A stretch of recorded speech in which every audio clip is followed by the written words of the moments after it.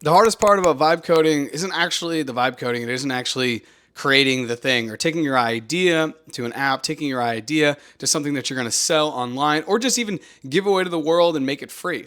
That is not the hardest part.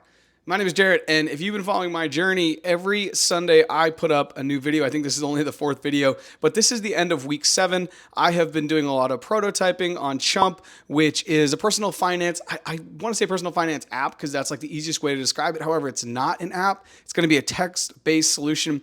If you want to learn more about what I'm building, you can go to highchump.com. I'll leave that link in the description. But today I just want to talk about like the hardest part about vibe coding because I know people have been asking me, oh, vibe coding, is it difficult? It's not easy per se, but it's also not difficult. Is it easier than going to find money and finding VCs and getting an MVP off the ground? 100%. Is it easier than trying to learn to code or, become a developer yourself in 2026? 1000%. Is it easier than trying to save up your own money to then put it into an idea that may or may not work? 100%.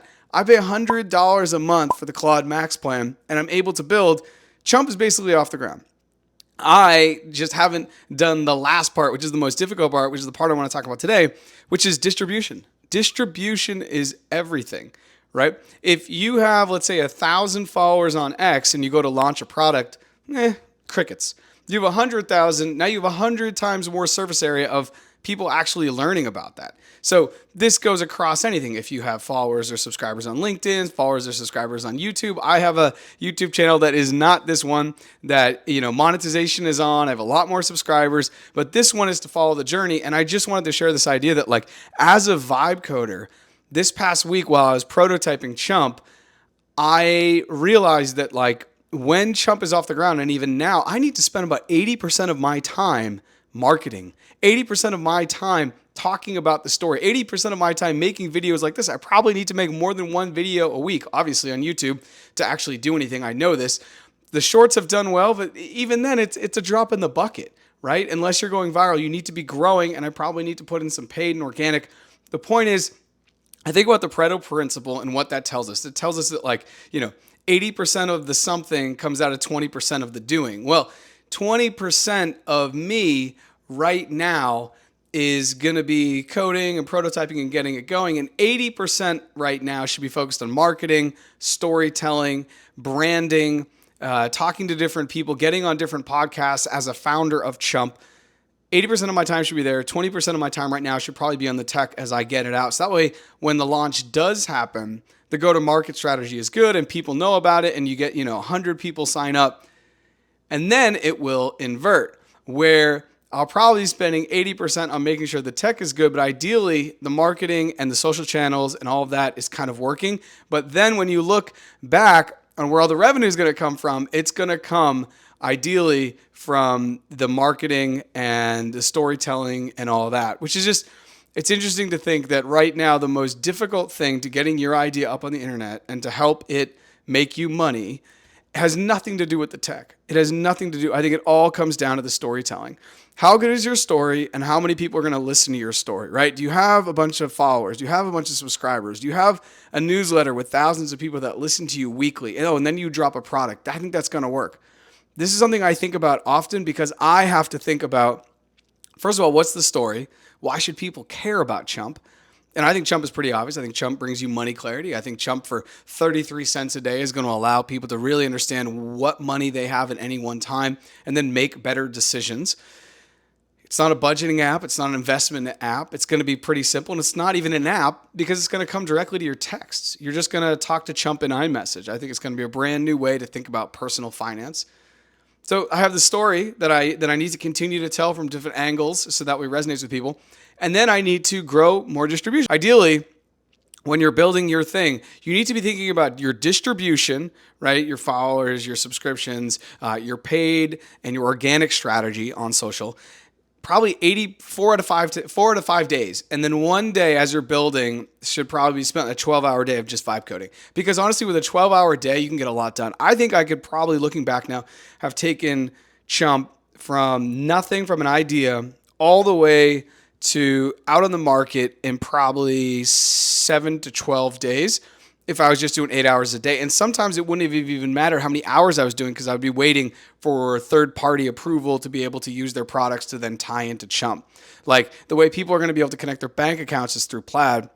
And Plaid had to go through some hurdles. Plaid was not like as straightforward as it is to maybe set up, your website or set up other things that are a little bit more permissionless on the internet. So I just wanted to say this out loud. I'm not the first one to say this. I'm not the last one to say this. But if you are building, these are things you really need to think about because ideally you're solving a really simple problem, or you're solving what people perceive to be complex with a simple solution.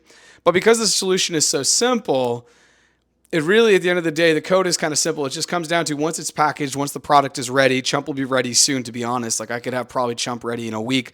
I'm just working on this other 80%, which I think is marketing and distribution. And I'm trying to get on podcasts, and I'm trying to be able to put myself and position position Chump in a place where when it does go live, people are like, oh, I absolutely want to check this out. You know what? I've been on the waiting list. So if you want to join the waiting list, go ahead and please check out highchump.com. I'll leave that link in the description below. And leave a comment if you want to hear more about like vibe coding, the challenges, or my go-to-market strategy, or what I'm thinking about when it comes to socials, or what I'm thinking about like the podcasts I want to be on. A little background on me: I was a podcaster for a long time, and when any new brand starts, like I could have started a podcast now, but I'm kind of I think I'd be throwing my time away, as opposed to if you're starting from zero, just get on podcasts, because then there's already audiences that have built trust with their hosts, and then you can go just take advantage of those as opposed to you starting your own podcast. Now, once again, it goes back to distribution. If you already have a distribution channel, like I said, an X with 100,000 people, and you launch a podcast, you're probably going to get 1,000 to 2,000 subscribers in the first week.